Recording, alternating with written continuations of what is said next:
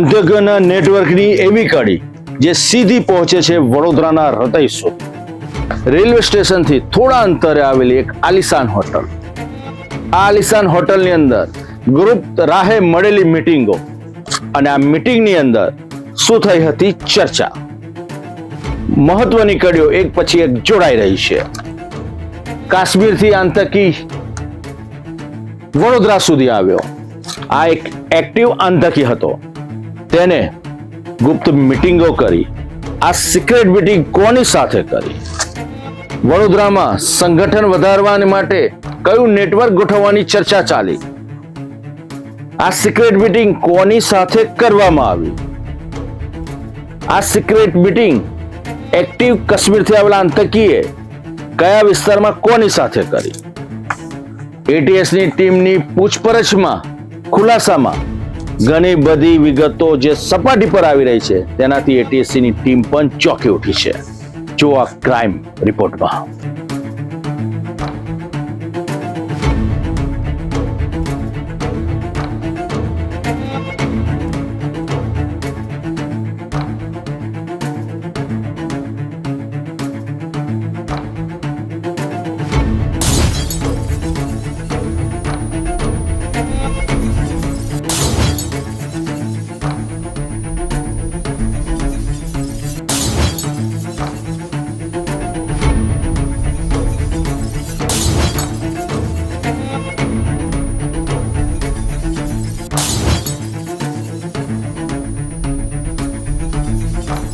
ગુજરાત એટીએસે જૈશે મોહમ્મદ સાથે જોડાયેલા 13 શંકાસ્પદ આતંકીઓને ઝડપી પાડ્યા બાદ તપાસનો દોર હવે વડોદરા સુધી પહોંચ્યો છે. એટીએસ આરોપી અહેમદ ગાજીવાલાને સાથે રાખી સયાજીગંજની એમ્બેસેડર હોટેલ પહોંચી હતી, જ્યાં તપાસ દરમિયાન અનેક મહત્વપૂર્ણ પુરાવા એકત્રિત કરવામાં આવ્યા.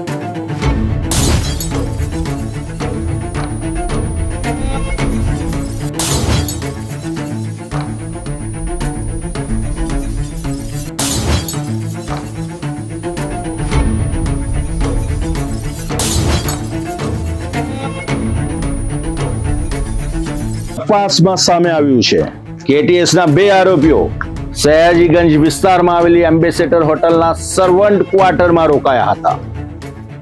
કાશ્મીરથી આવેલો વ્યક્તિ કોને મળ્યો હતો? શું હતી આ સિક્રેટ મીટિંગ?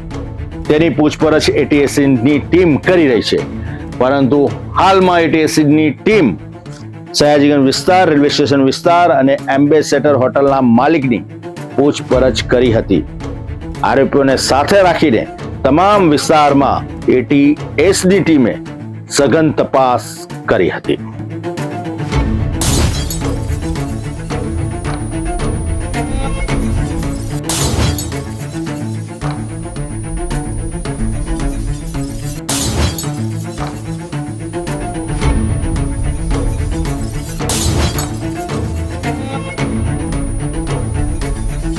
એટીએસની ટીમ આરોપીને સાથે રાખી રેલવે સ્ટેશન વિસ્તાર તેમજ એમએસ યુનિવર્સિટી તરફના માર્ગ પર પણ પહોંચી હતી. વિવિધ સ્થળોએ તપાસ કરીને ઘટનાક્રમને જોડતી કડીઓ શોધવાનો પ્રયાસ કરવામાં આવ્યો.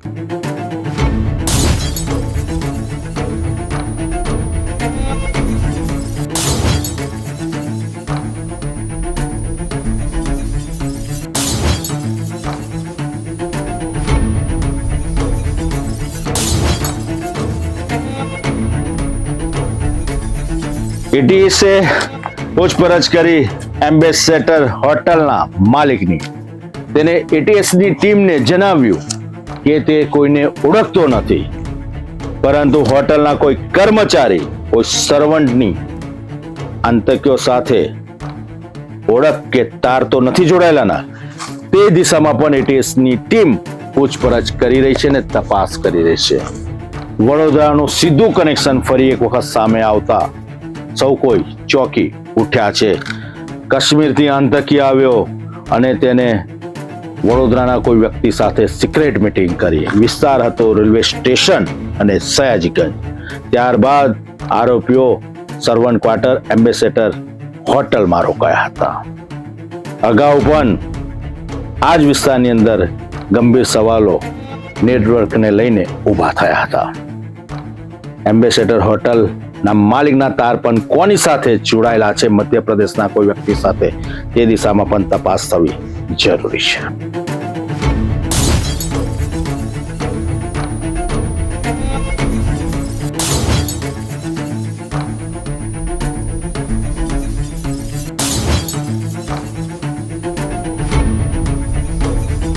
પ્રાથમિક તપાસમાં સોશિયલ મીડિયા દ્વારા પરસ્પર સંપર્કમાં રહેવાની બાબત પણ સામે આવી છે.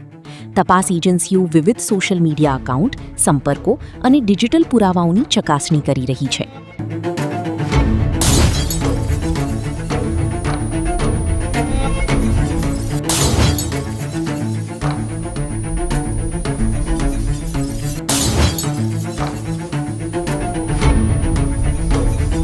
આંતકના નેટવર્કની તમામ તપાસ, તમામ પાસાની ચકાસણી એટીએસની ટીમ કરી રહી છે.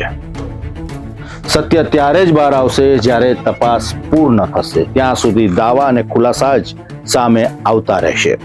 મહત્વની વાત છે કે આ કોઈ ગુપ્ત મીટિંગ હતી કે પછી કોઈ મોટું કાવતરું રચવાનું ષડયંત્ર. તમામ વિગતો એટીએસ પુરાવાની સાથે એકત્રિત કરી રહી છે. એક એક વિગતના તાર બીજા સાથે જોડાયેલા મળી રહ્યા છે. પરંતુ સત્ય ત્યારે જ બહાર આવશે જ્યારે એટીએસની ટીમની તપાસ પૂર્ણ થશે.